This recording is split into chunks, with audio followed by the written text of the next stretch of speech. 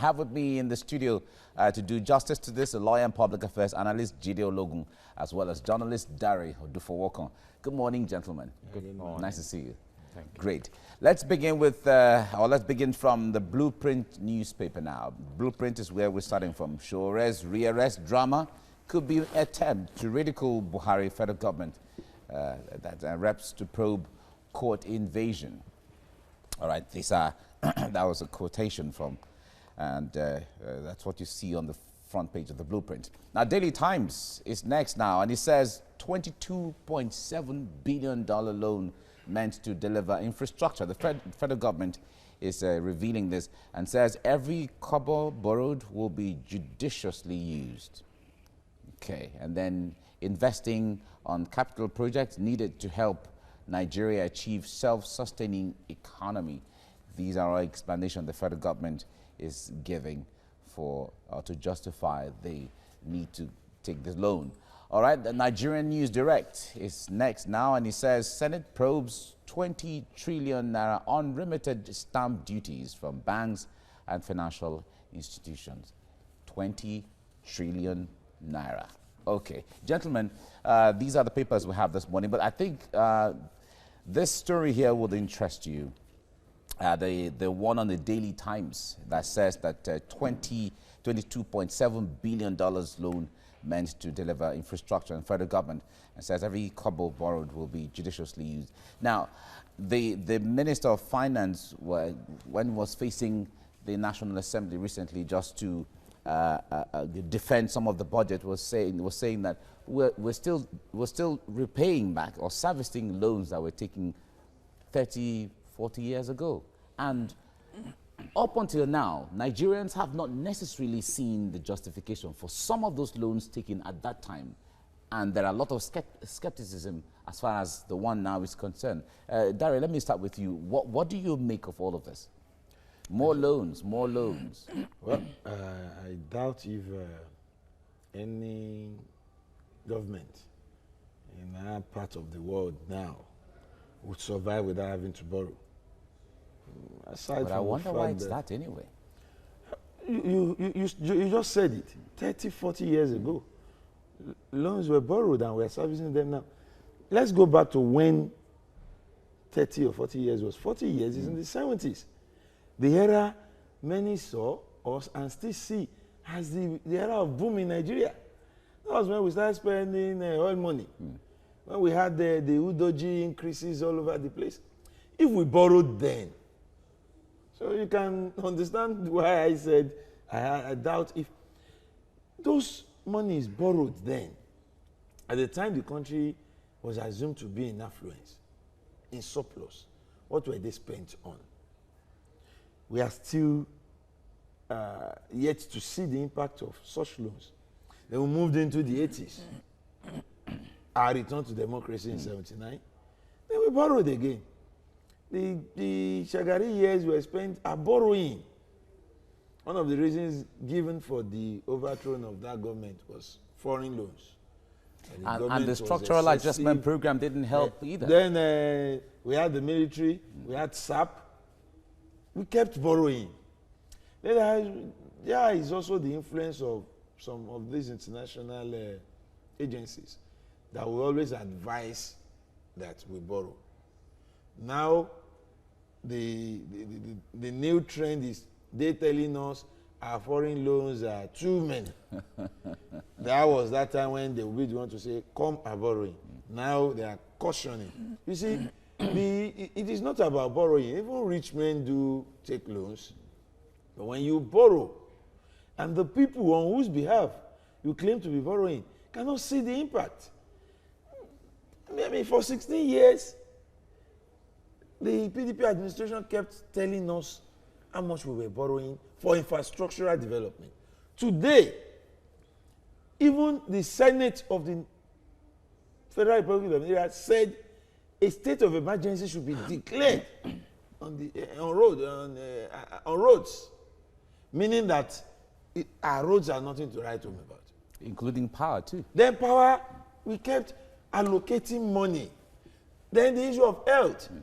These are key areas we have borrowed in the past. Why is it that we cannot see the impact of these borrowings? Okay. This is why Nigerians are skeptical. All right. And it is justified. It's justified. Okay. Now, Jide, the point there is, when government tells you we are going to borrow and every single kobo will be judiciously used, I believe that you have heard this over and over and over and over again. But that is not to say we shouldn't believe them. But what is the difference between what government is saying and the people's pessimism, maybe? There are several interpretations to a word, for instance. So when you talk about judiciously, it may be judiciously politically. That means it should be pumped into driving some political ambitions. But when you talk about developing the country... So there's the political judiciously. Definitely. And then there's the... My argument remains that we have exalted politics above governance. And that is why Nigeria is where it is now.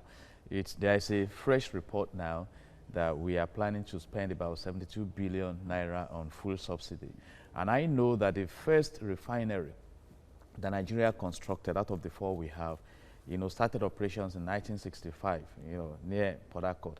And at that time, it had about 38,000 barrels per day capacity, and which could meet the local needs. And we expect that by now, with 4 refineries, we should be doing well, particularly when we have the raw material. So I have seen Nigeria afflicted by non-resourceful leadership over the years, because if we gained political independence in 1960, by now we should be one of the great countries in the world.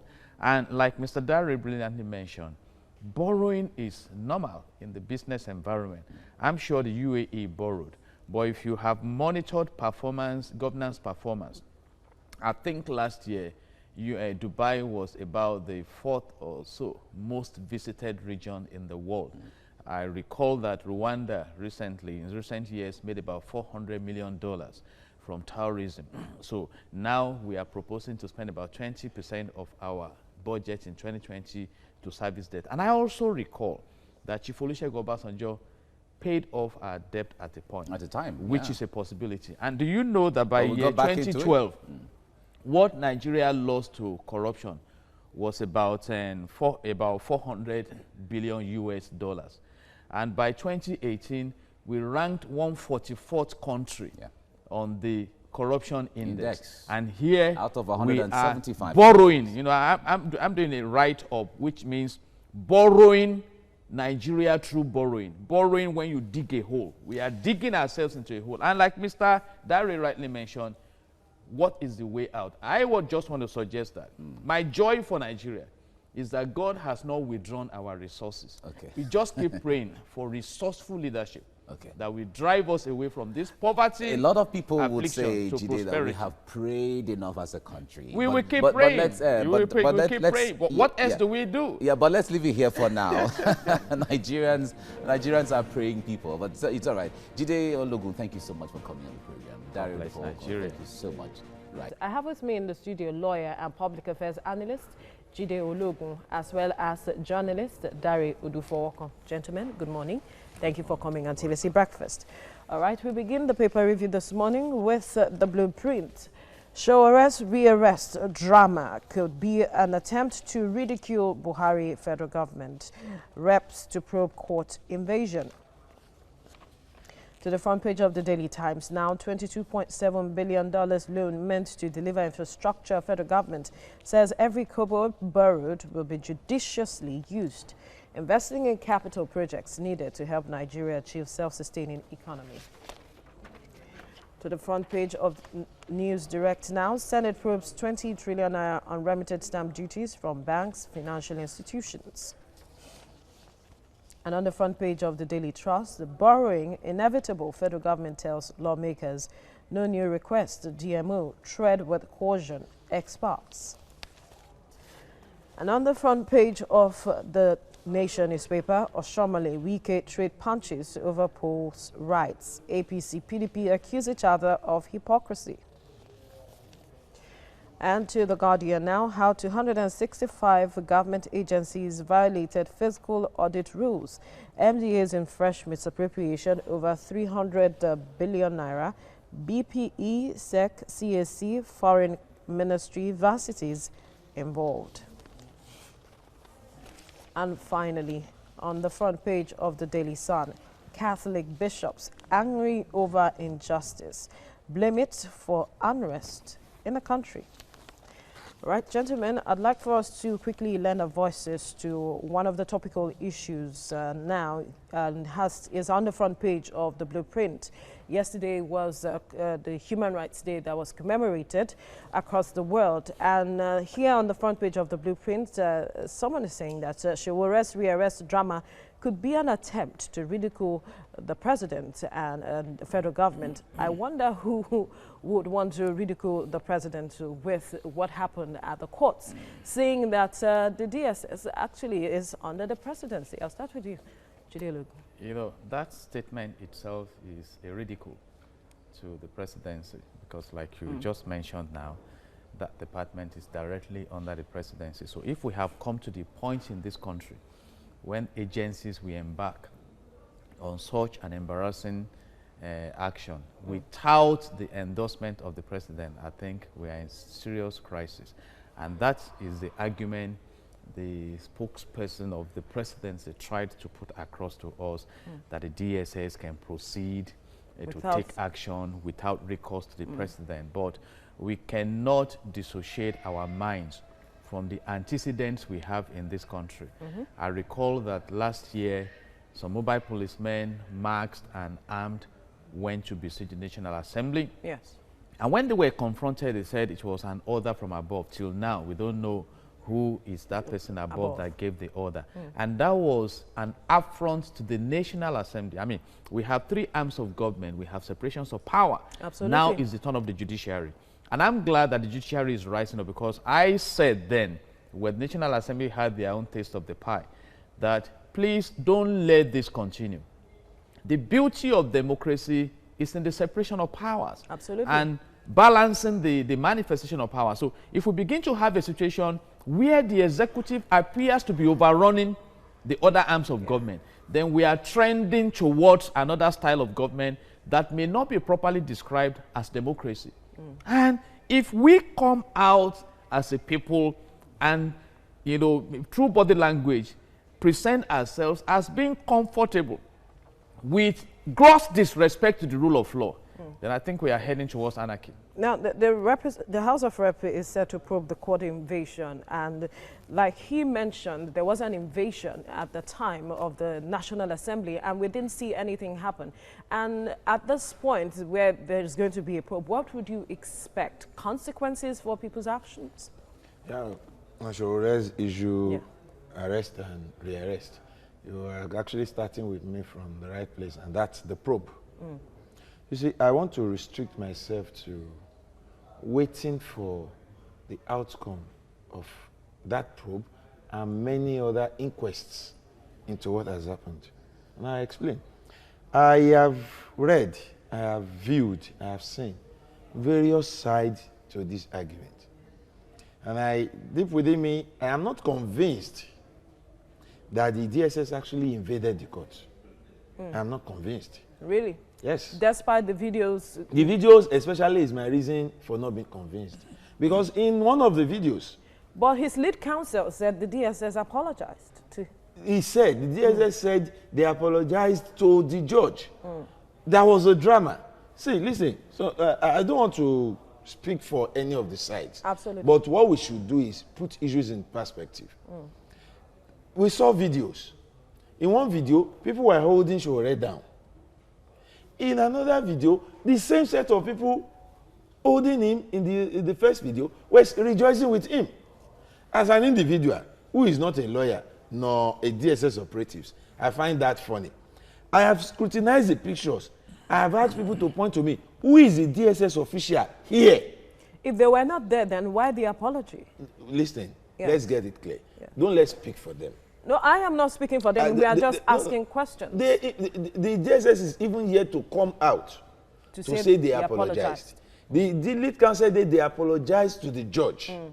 Why they did that, he should give us the letter and let it be that they apologized because they invaded the court. I've not seen that. You see, we can all give meaning to issues the way we want to see it. But be that as it may, what I'm actually even saying is this. The rearrest of Sowore in court Yes. is what people are talking about. Absolutely. But even his counsel eventually agreed that he was arrested outside the court premises, eventually. Sowore will leave the court. The DSS didn't have to invade the courtroom, the way I see it. And then, if he has been rearrested, what are we complaining about? That he's been rearrested? After meeting the bail conditions. But the DSS said they are arresting him for fresh issues. We must, why we want to defend democracy, why we want things to run, we must also know that we must run this country based on rules. Absolutely. If we are going to run the country based on rules, I'll paint a scenario. Sowore is a friend and brother. We were in the struggle together. I have nothing against him. But I have issues against bending the rules because we want to be seen to be justifying a particular development. If somebody went out there and said there will be revolution, I don't care if the issue or the focus of the issue is the fact that he has met his bail conditions and the DSS has not broken down what he's been rearrested for. From the little I have garnered, he probably has been arrested because he has been speaking to the press. Probably. From what probably, that is, I have to be careful about that because the DSS is saying he is not as part of the bail conditions. He was not expected to speak to the press. If that, I have not seen that anywhere. But if that is actually part of the bail conditions, he ought not to break his bail conditions. That is one. Two. However, the DSS should also know to come to the issue we are treating and attempt to embarrass the government. The DSS should also know that they must do things in manners that the presidency will not be seen to be out to actually gag Nigerians. I don't know whether they should have rearrested Sowore or not. I am not saying they have no right to arrest him. If it is their duty and they are doing it, beautiful. But there are ways they can go about this thing to, if somebody is actually in there trying to embarrass the government, then it should be somebody within the system. Because the DSS is under the presidency. But we must not begin to get carried away or become so sensational that we will allow things that ought to be done not to be done. Are we being sensational with this issue? Are we being carried away? I will speak as a lawyer now. Yes. There are things we call prima facie case. Absolutely. So if the House of Reps has come to the point that they are disturbed by that rearrest, I will ask a question. Where is Sowore now? Sowore is with the DSS. Have they denied it? No. All right. Is this process rightfully carried out? You see, we may bring up local arguments, but within the global concept of expected standard, we must operate. All right. You see, and here we are now, like Mr. Dare rightly mentioned. Are we creating an impression that we are under an intimidating system of government? We need to be careful. Nobody, you have pressed charges against Sowore. Most importantly, I engage him in court. Let the rule of law run. But when we come to a situation where we begin to apply force in driving the governance process, it paints a wrong picture, and the whole world is watching. Will be interested. Thank you, gentlemen. We have to leave it at this point. Thank you for your contribution. We have in the studio lawyer and public affairs analyst Jide Ologun, as well as journalist Jide Odufowokan. Gentlemen, nice to see you. Great. Let's begin with the Blueprint newspaper now. Blueprint says Sowore's rearrest drama could be an attempt to ridicule Buhari, federal government, and reps to probe court invasion. We have that on the front page of the Blueprint. Daily Trust, it says $22.7 billion loan meant to deliver infrastructure. Federal government is trying to explain this and says that every kobo borrowed will be judiciously used. Investing in capital projects needed to help Nigeria achieve self-sustaining economy. Those are part of the explanation of the federal government on the front page of the Daily Times for over $22 billion. Okay, Nigerian News Direct is next, and it says Senate probes 20 trillion naira unremitted stamp duties from banks, financial institutions. Okay, I guess this might interest my guest to talk about this shortly. Now, from News Direct, let's go to the Daily Trust. Daily Trust is saying that borrowing inevitable. Federal government tells lawmakers no new requests. DMO is saying this, and tread with caution. Experts are saying this. Okay, giving their advice here. From the Daily Trust, let's go to the Nation newspaper. Oshomole, Wike trade punches over polls rights. APC, PDP accuse each other of hypocrisy. Okay, you find that on the front page of the Nation newspaper. Guardian is where we go next now. Guardian says how 265 government agencies violated fiscal and audit rules, and MDAs in fresh misappropriation of over 300 billion naira. And the BPE, SEC, and CAC, Foreign Ministry, universities are all involved in this violation that has been said here. All right, this is still part of what we're going to talk about shortly. Now, from the Guardian, let's go to the Sun newspaper now. The Sun newspaper is the last one we'll see here, and it says Catholic bishops angry over injustice and blame it for unrest in the country. Injustice. Okay, that's what you see on the front page of the Daily Sun.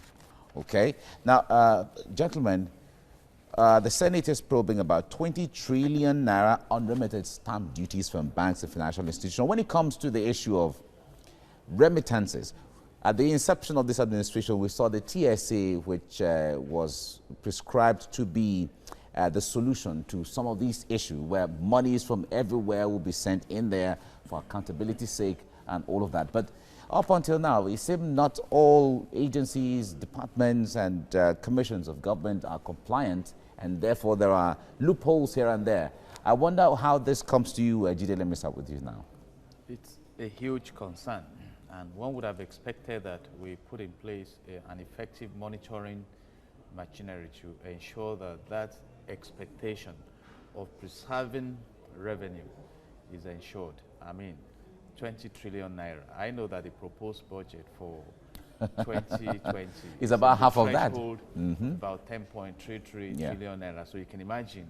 And even with that, we are still going to use about 20% of that in servicing debt. So if, for example, we have captured the 20 trillion naira, my brother, all these borrowings will not have been necessary. And again, it's quite critical, because when you talk about wealth creation, you talk about bringing in the wealth, you know, multiplying the wealth and preserving the wealth. But in a situation where we have this kind of cases, and it also throws a blemish on the system that we operate, you know, because we are expected to have been effective. And that also tells us that we probably have not migrated from what it used to be. I recall that in year 2012, we lost about $400 billion to corruption, you know, and I've mentioned in 2018, we're the 144th most corrupt country out of 180 countries that were, you know, evaluated. And I think that were, you know, evaluated. And I think we need to migrate from this. It's quite an embarrassing nomenclature for a great nation like ours. Okay. Now, Dari, if a probe is going to be instituted now in the regular Nigerian way, agencies are coming to say, no, that is not true, no, that's not a figure, and all of that. We have often seen those things. But if this, if this headline is anything to go by the way it is right now, how concerning or how troubling it is to you when you hear of monies not being remitted to government based on the law, and the government is there looking for monies, you know, asking and requesting to borrow monies from here and there, and there's monies like that within the system somewhere they know is not being remitted to the system, and nothing is happening. See, we read while we were reading that the president is still approaching the National Assembly to. I'm not sure what he's asking to be allowed to borrow is up to this, and that's just where you can start off to begin to imagine what we are doing to ourselves. We have this lost somewhere, yet we want to borrow something lesser than that to finance major infrastructure. It is sad to note that in spite of the much celebrated TSA, we still have this development. It takes me back to what I've always said. You mentioned probe. If we are to probe this again, our agencies will go after politicians. And I keep saying politicians are the least of our troubles if the issue is actually corruption. The civil servants who actually handle the day-to-day running of this country, are the masters in the art of cornering our patrimony. The TSA came, we all rejoiced. They sat down, checked the books, and they came up, like to use that famous phrase, they masterminded and planned new ways of ensuring that these monies don't get to where they should go. 20 trillion naira unremitted, 265 agencies. Where do you begin to even trace the money? 265, not persons, agencies. And in each of these 265 agencies, maybe 3 or 4 or 5 persons will be involved. Yeah, in fact, so by the time you times 5 with 265, you are going to be looking for about more than 4,000 people. In fact, from the record here, if you look at the breakdown, it is said that about 11 agencies have never audited their account before, since inception. Since inception, never audited. Then we came in 2015, and we said now it is TSA. Until now, they were not affected by that directive. Or they found a way to bend the rules again. That should tell you that in fighting corruption, we must look beyond politicians. I'm not saying spare them, because they probably are hungrier and more aggressive when it comes to stealing, because they have limited time. They have 4 years to steal, so they steal in such manners that you can't but notice them. But these career civil servants who sit there and they have, is it 30 years to 35 serve? years. 35 years. Yeah. What they steal in 35 years. Okay. Gradually, you know, the way. But that is not to say we will say civil servants are the ones who steal everything. Because it won't be fair to them to say. Let us look into what they also do. All right. They steal on their own. They hate politicians to steal. Okay. If not, how would a politician has not been in charge of those ministries all this while? They come and go. But some people have been there all this while. And they did not bother to say, let's rebate or let us audit our accounts. All right. Let's hope that this Senate probe will lead to the recovery or the the change of things as far as this has come. This is 20 trillion now. We have to leave it here now. What we need to develop Nigeria is within Nigeria, really. Where there's a will, I totally agree with you. I I totally agree with you. Thank you very much, Jide Ologun, for your time on the program. Dario Odufowokan, thank you very much.